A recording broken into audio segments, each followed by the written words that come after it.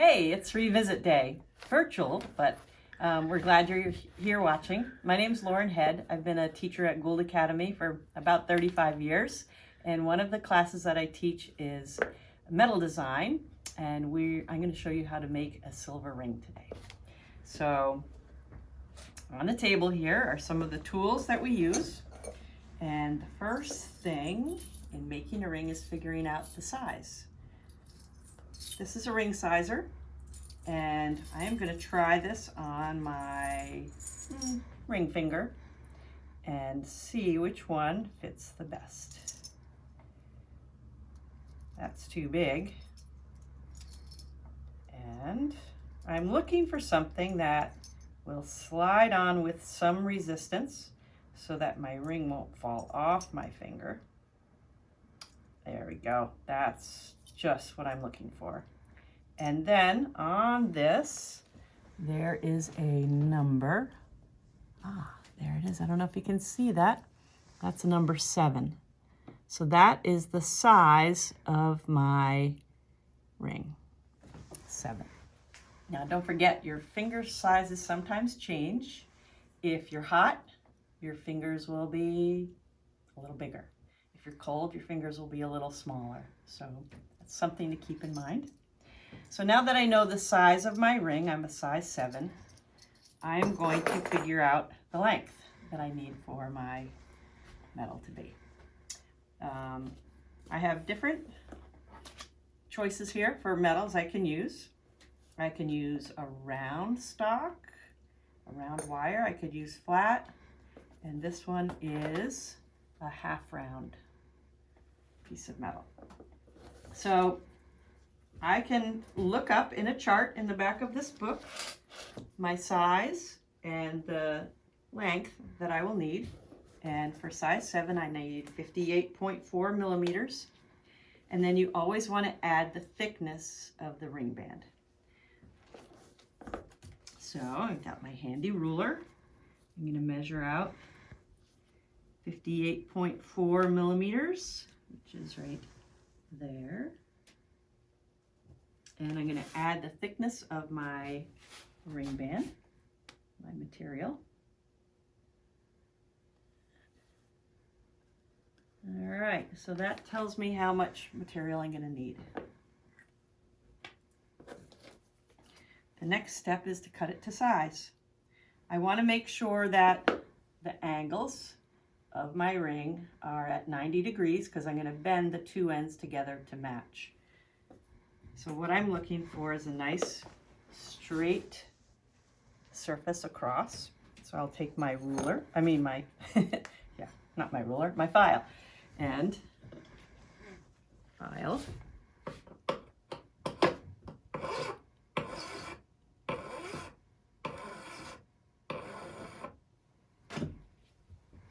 My piece so it is at a 90-degree angle. It will look like this. I'll draw you a picture.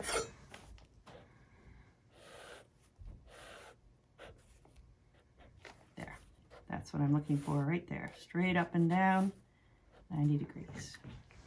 And I'm going to measure this against my drawing.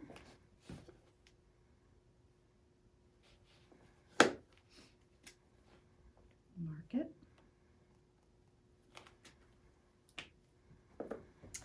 I'm going to cut it with my flush cutters.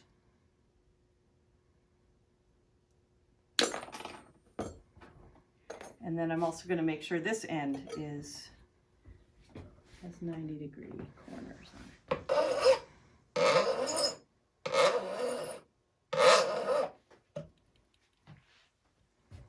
Okay.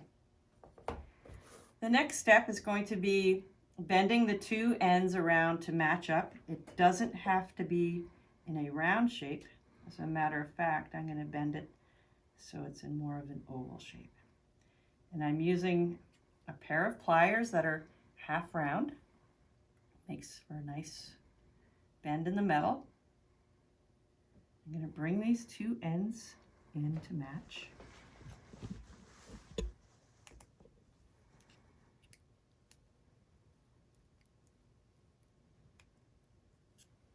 And this is the part that I want to be exact width. When you're soldering, it's really important to have a nice tight fit. You want your pieces to be flush and as close together as possible. This just takes a little bit of, there we go, fussing. So that's what I'm looking for. All right, now I'm ready to solder. I'm going to come over here to the soldering station. And over here I've got some acetylene torches, I've got some flux, and I've got my solder. So one of the things you need to do when you're soldering is flux your metal. And flux is a material that absorbs oxygen. What you're trying to do is prevent oxidation from occurring, and it will allow the solder to flow beautifully. So I've fluxed my piece. My next step is to take my solder, and solder is a material that melts at a lower temperature than the sterling silver that I'm using. And I want to have enough that will fill in that gap. So I'm going to select, they're called pallions when I cut these little pieces up.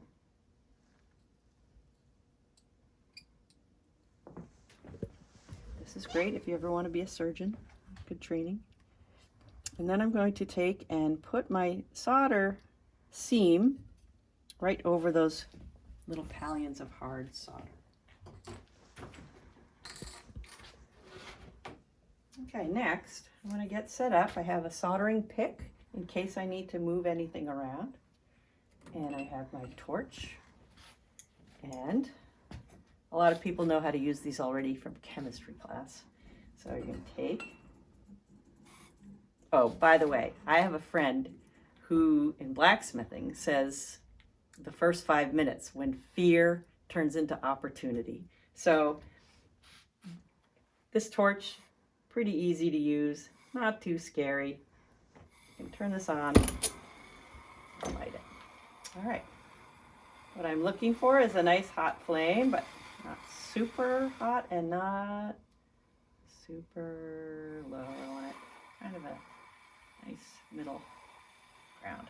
Now the hottest part of a flame is right at the end of the blue tip. But the first thing I'm going to do is dry the flux that's on there. So I'm going to use the soft bushy part, and I'm going to get that flux to dry up. And you'll see it kind of turn white in color. There we go. The next step is to get both sides of the metal to come to the same temperature at the same time so that the solder will flow evenly. The solder wants to flow to where the heat is.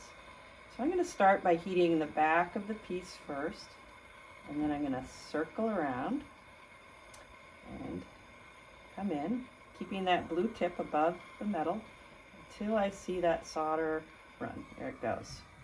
It happens in an instant. You see a little flash, and it goes. I'll heat it again. I'll give you another look at that moment when it flows. There it goes. See that? It almost looks liquidy. All right, so now the two sides are soldered together. I'm going to take and put this into the pickle. Pickle, first I'll quench it in water, cool it down, and then I'm going to put it in this pickle solution. The pickle helps to clean the metal. It gets the oxidation off of the metal. Okay. So once it's clean and out of the pickle, I'm going to take and rinse it off. And I'm going to get a paper towel to dry it.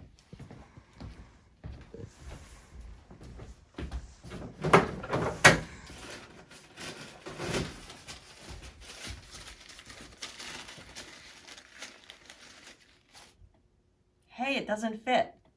That's a nice looking ring, isn't it?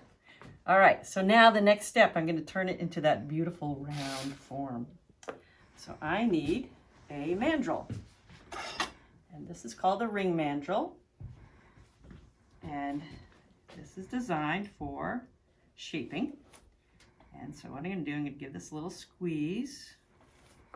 Might even have to use a hammer to help me out. And give this a little tap. Then I'm going to place it on the mandrel. And then I'm going to start to hammer it.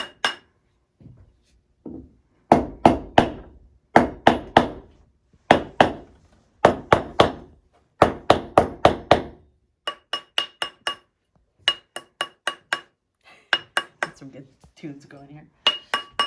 Until it is perfectly round. And I'm checking to make sure I don't have any gaps. I can see right here there's a little bit of a gap, so I'm going to hammer on that section. I'm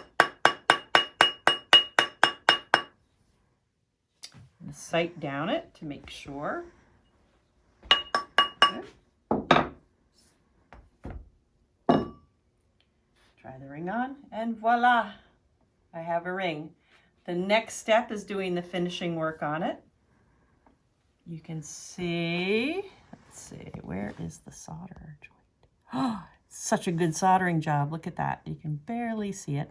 But I'm going to clean that up with my files. I can take a small file like this.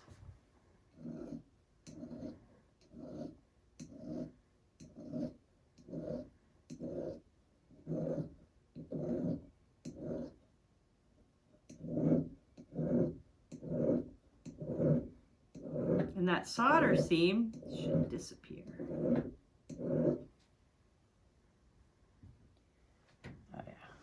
All right. No seam. That is awesome.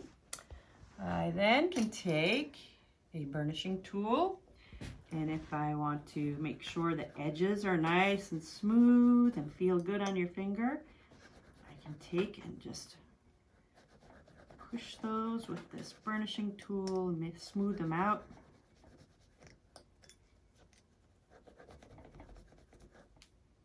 I can go around the outside as well.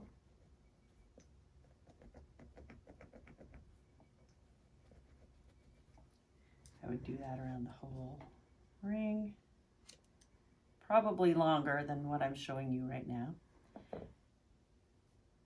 Okay, and then I can do some finishing work to make it very shiny over here on the buffing machine.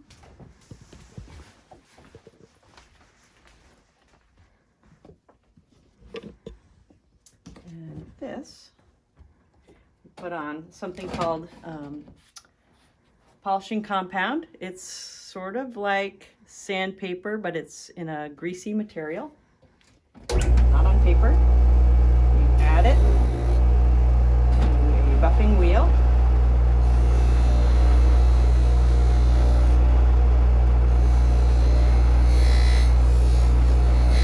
It's very mesmerizing.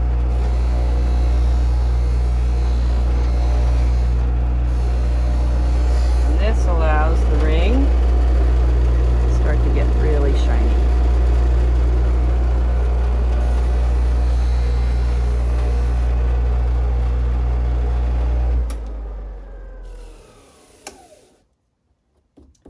You can also get at the inside of the ring with one of these tools. This also goes on the machine.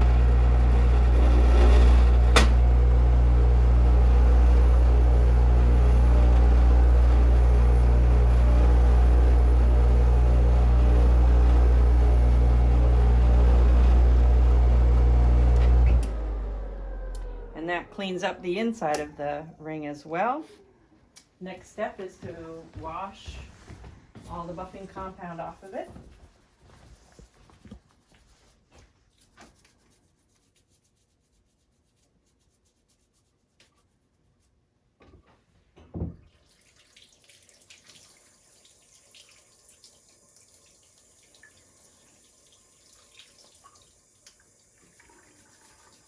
Cleanup is one of the really exciting things.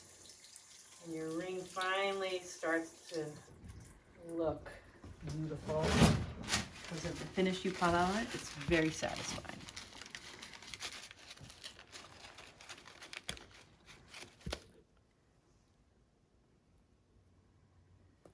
Ta-da! And that is how you make a ring. So thanks for joining us for Revisit Day, virtual. And again, if you ever have any questions about the art department at Gould Academy, you can reach out to myself or anyone in the art department anytime. As I said, this is just one of the many projects that you'll learn how to make if you take my class at Gould. Thank you. Bye.